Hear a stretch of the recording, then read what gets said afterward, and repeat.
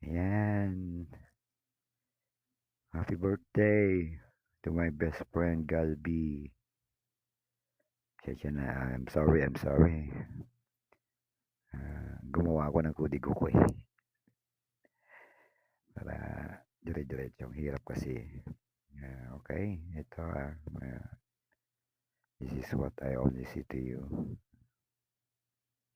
I'm so glad you never act your age. And I won't say your age because then I have to admit my age.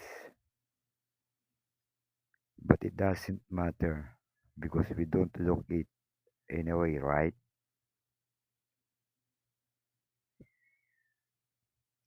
And you may not older than me, but we both know you are wiser than me, isn't it? And I'm thinking of you today, and I'm so thankful you are in my life. And I pray to God that our friendship is still strong and happy as always. Again, happy birthday, my friend, best friend, and more birthdays to come.